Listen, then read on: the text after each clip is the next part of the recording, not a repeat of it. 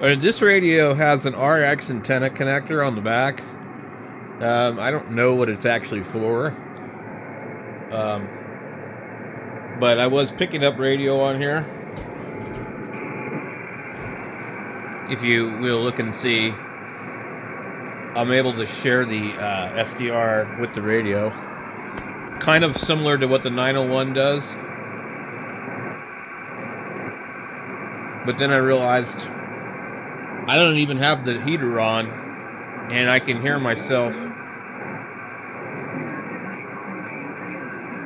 You hear the echo?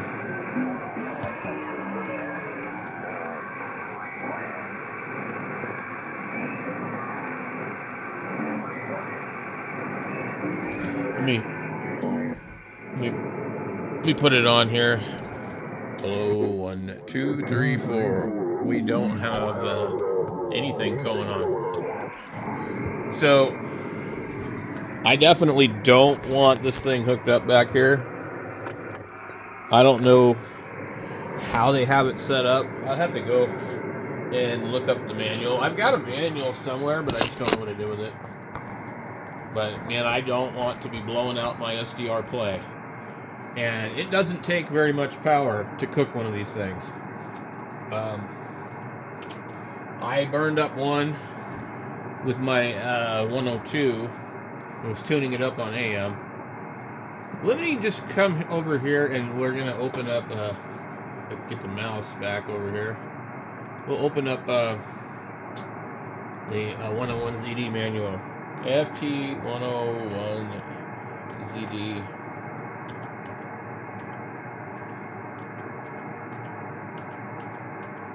Manuela. Okay. Survival guide. We have this thing here. This is also, I need to check out this thing. So, can you believe that the 901 was $1,000 more than this radio? That's crazy. In 1979, so this is a Mark 0. It means that it doesn't have AM.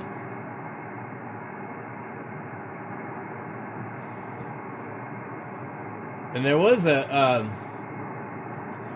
Z and a ZD. The Z had an analog dial. So Fox Tango has got a lot of stuff on this radio. This is a cool radio. Here's when they talk about it.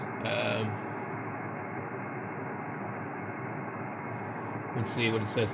The 101 series transceiver produced in 70 to 78 was a very good alternative for the very expensive American-made receivers and transmitters of the time. They were full of useful options for which you had to pay a lot of extra money for if available in other equipment. Built like a battleship with a modular construction, it was easy to repair, and the big numbers are still around to prove the sound work of the Yaesu engineers of the time. The FT101 series was very successful, and there were many reversions of it, starting with the 101 released in 1970 to the 101F, whose release was in 1978.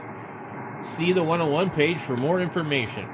The 101ZD was brought on the market in 1979 as a low-cost alternative to the 901ZD. There's no such thing. That's a typo. There's a 901D and a 901DM. Which is the real descendant of Yaesu's famous 101 transceiver. And the reason the 901 is the real descendant of the 101 is because it still has modular plug-in boards, whereas the ZD does not. And I'll show you that here in a minute. As Yaesu already had a good reputation for performance and durability, it was no wonder the new series transceivers became very popular within the ham community. They go on to talk about some stuff about Europe and how nobody was marketing anything there except for Heathkit. And then they say, in 79, a new version of the 101 called the 101Z analog dial and ZD with digital dial, and the 101Z looked very much like the 901 but had a simpler internal construction with just a couple of plug-in boards for HF premix and oscillators. The IF and the audio boards were connected with plugs from a wire harness, and the power supply and boards were soldered directly to the wiring harness, thus not the overall modular connection that made the 101 and 901 so popular. Although the construction was simpler, the transceiver was packed with unique features that appealed to many hams, including myself. I bought one in 1979 used, or new, and used it almost daily. It had a sensitive receiver, digital display, very linear VFO, smooth tuning, good set of filters, and a PA with real transmitting tubes, speech processor, IF shift, passband between 300 and 2.4 kilohertz, clarifier, calibrator, noise blanker, making it a very complete package for a reasonable price. Later models also had AF notch and peak filters and war spans and AM/FM capability. There were outputs for connections to transverters and linear amplifiers, inputs for a second BFO, a foam patch, and it was one of the best buys you could make at the time. The FT901 had even more bells and whistles, but also had a $1,000 higher price tag. That's freaking nuts. The transceiver is very well built with good quality components, and if used normally will last forever. Weight is in excess of 15 kilograms due to the built-in power supply, giving it the feel of a battleship. Anyway, and it can run on, not all of them have the power thing on the back. It can run on 12 volts. I don't have the cord for mine for 12 volts. So there's the analog model. So what we're trying to see is, did they give a thing? See this on the back where it says 9E? I don't know if you can see it. 9E, that means 1979. The Yaesus were all dated that way, 79. And then the E would be the month or something, and then that's the actual serial number. Identification of the models is easy by use of the product run. Mine's an 82. Production run 01 to 07, all in 79. Where's this 01? Maybe. Okay, so the Yaesu serial number on the back of consists of a number, a letter, and 6 numbers. The first number is the year of production. The letter is the production month. C equals January, D equals February, March, whatever. C equals January, D is February, E is March, and so on. The next 2 numbers are the production run from 01 to 24. The next 4 numbers are the serial number. So, okay, 01 to 07, 08 to 16. Okay, so anyway, 24 to 30. I've not looked at the back of mine. It's going to be kind of hard to look at it right now, but I know that mine's in like a 1982. Let me see. It says 2I31. 2I31. 24 to 30 and up. So mine is a very, very late one. And if C is January and D is February and E is March, it would be late 79. It's a very late one. They show you the different ones here. This is a Mark 0. This is really cool. I've been explaining this to you guys before. Okay, Mark 0 doesn't have AM, no extra bands. The Mark 1 has AM, no extra bands. I don't think anything's different on 10. The Mark 2 has AM and the worse bands. WARC, worse. not worst. The Mark III is the only one that's capable of FM. And also, the Mark III has an AF and notch, I think, and the other ones I don't think have that. Okay, so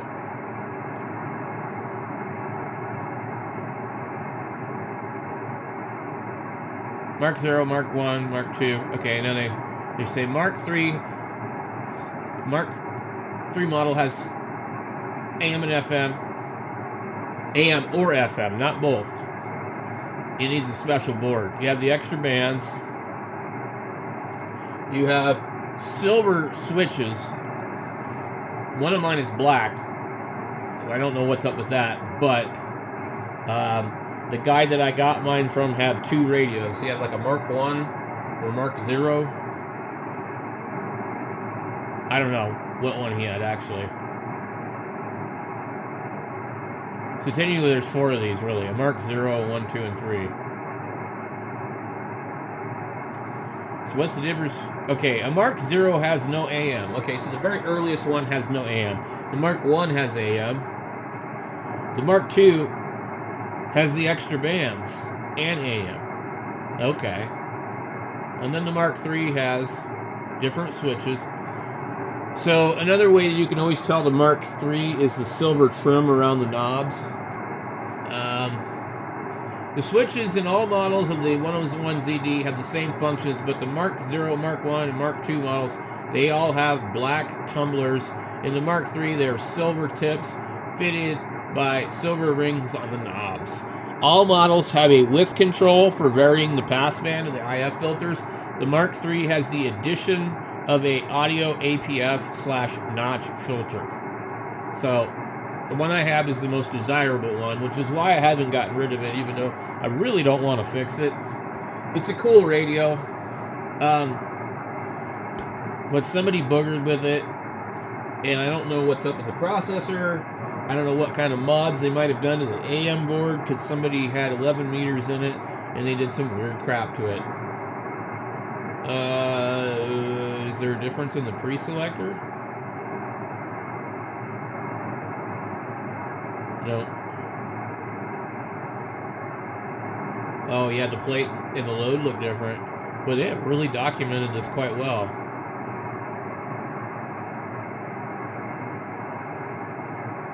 So,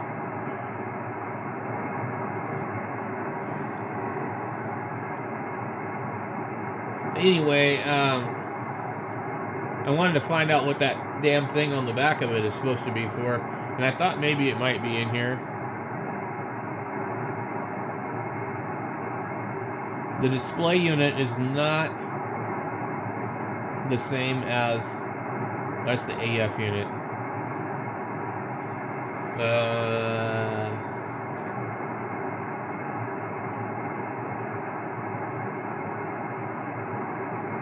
We got the premix unit, and what's the other one? Oh, mine's missing the cover. I thought it didn't look right. I'm like, something's not right with this. Oh wait, no. Hold on.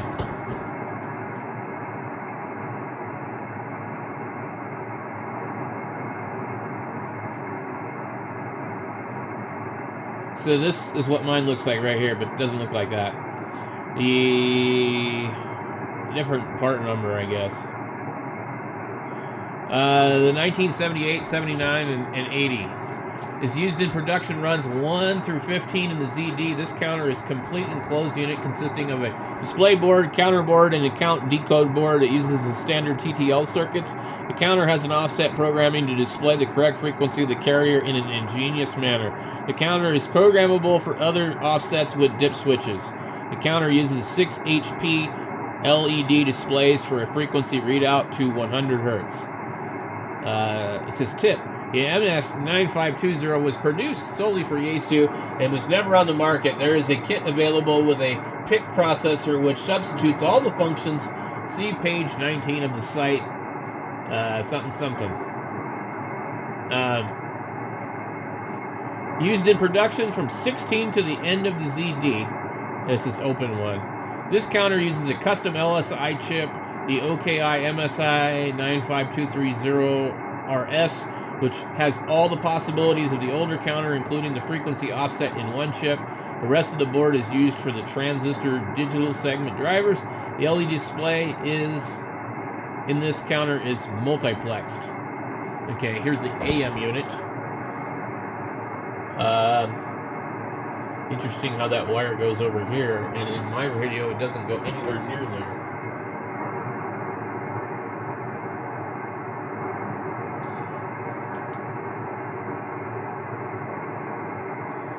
I'm almost wondering, to me, I don't know what they did,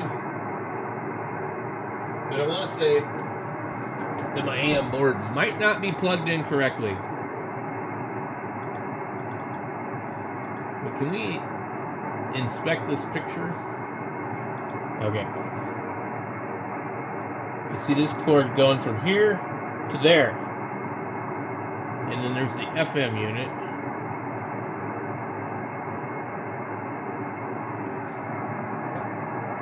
It's interesting. It looks like it's almost plugged in wrong, but I think it's the cable got moved. And I was examining that. Here's the rectifier board on the bottom of the radio, the other rectifier board. This board delivers the bias voltage of the PA unit. Okay?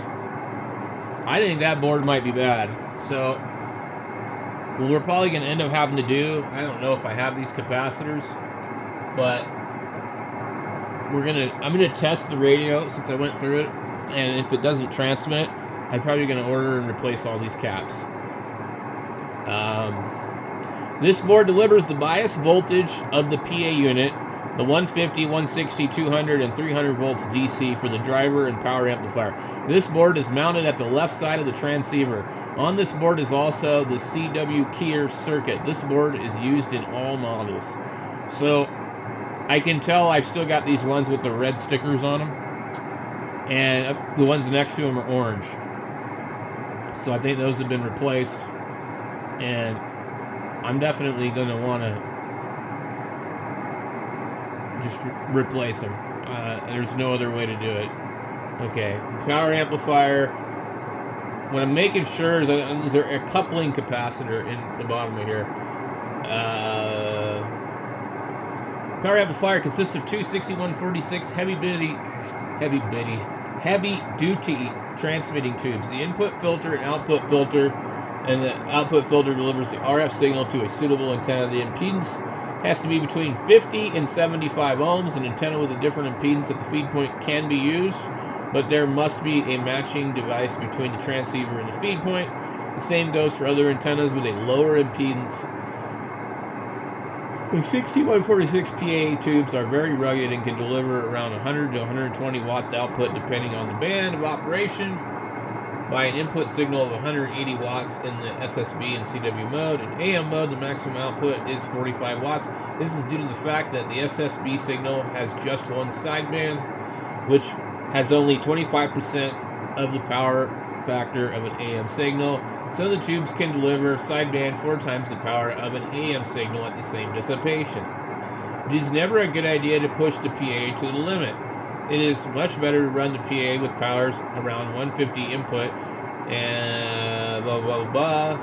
You'll be surprised how many DX stations can be worked with low power. It depends on effective antenna. Well, yeah. So it goes into something about the tubes and blah, blah, blah. And mine has non-B tubes in it, actually. There are several different types of 6146 tubes, and now getting to scarce, and it's not the 101 uses B type, which have the biggest dissipation, thus the biggest output, but has a bad reputation for VHF oscillation and TVI as a result. They must be very good neutralized, otherwise the PA destroys itself.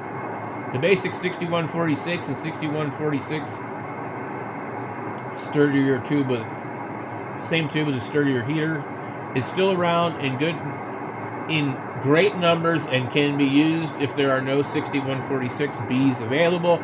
The only drawback is lower power capacity. The anode dissipation is 25% lower, and they need a new neutralization and correction of the bias voltage.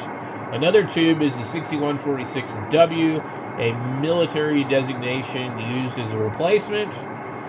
This tube has a rugged construction, but blah, blah, blah, blah. Anyway, I thought I'd just read that. Here's a plastic cooling fan, the DC converter. I had this VFO at one point. There's a fancy one there.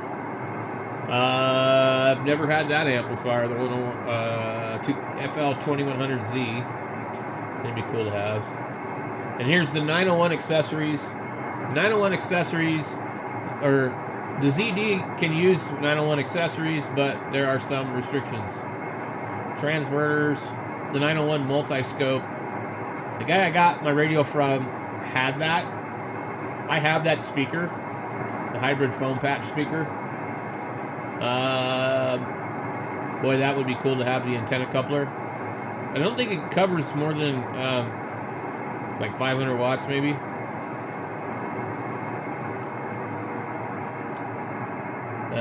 Modifications. This is really an interesting page here that this guy's got. These guys have done like a lot of crazy stuff to these things. Other modifications. Blah blah blah blah blah blah blah blah. Problems with the chip. Substituting another chip. Hints and kinks.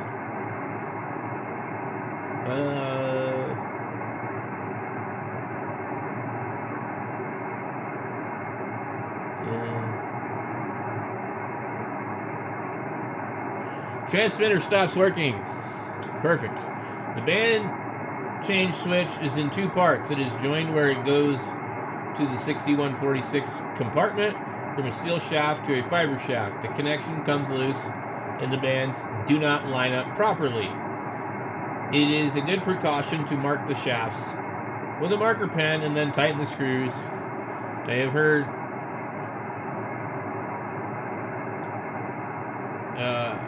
of a repairer spending days to track this down. Okay.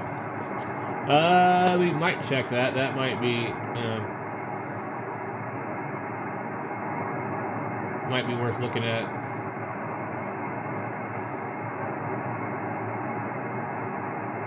These rigs were sometimes converted for illegal CB use. This usually involved replacing the 28.5 to 30 megahertz with 26.5 to 28. Blah, blah. Few rigs are still around in that state and will require converting back to 10 meters. This will require placing the local oscillator crystals and realignment. Realignment should be omitted as the rigs may intermittently fail to operate correctly if it is. Change requires local oscillator crystals for output types. Blah, blah, blah. I don't know, I can't read all this shit. It's ridiculous. Alright, I just wanted to see the manual and went down the rabbit hole.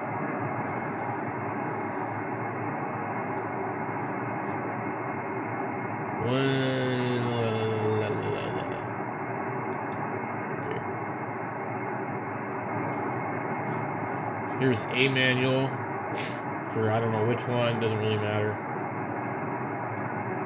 I want to know on the back of the radio what they're calling that number 2, number 1.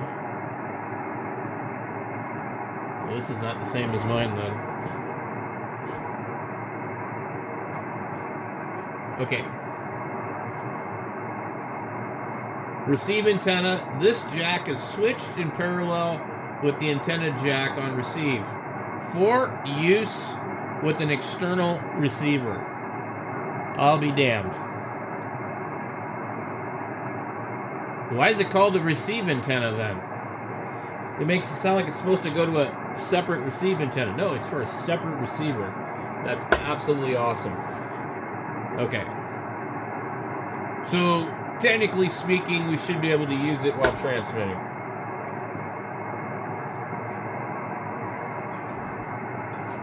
But anyway.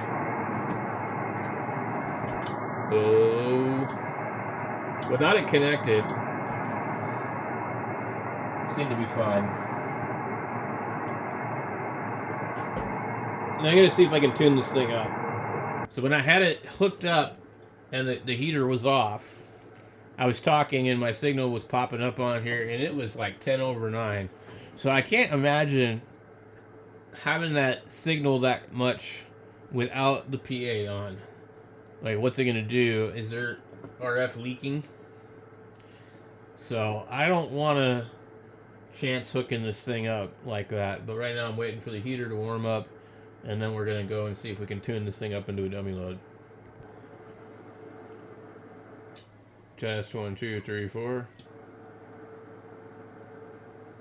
Test 1 2 3 4. I'm putting out like 10 or 11 watts.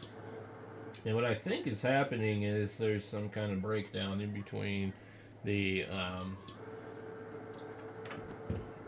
driver tube and the PA. So for some reason something's not working, and I suspect it's probably something to do with that board. So tomorrow I think I'll look at seeing if I have those caps available and replacing them, and we'll just go from there. So we do know there's some kind of transmit happening, but we're only getting a few watts out. So, and it only seems to work on AM. So I think maybe supply voltage is missing somewhere else where it needs to be. I don't really feel like poking around looking for the voltage when it's like 300 volts in there and some other voltages, because I just think those caps probably need to be replaced. So unlike the early 101s, they used really high quality caps. These ones they did not. So it's pretty common to have bad caps in the 101ZDs and the 901s and 902s and other Yaesus of this time period. So anyway, guys, thanks for watching, and we'll try and get an update on this tomorrow. So the board over here is the board in question. You see somebody probably replaced those. So we need like 4 10 microfarad 450 volt caps, and I don't think I have them. So maybe there's a deal on Amazon.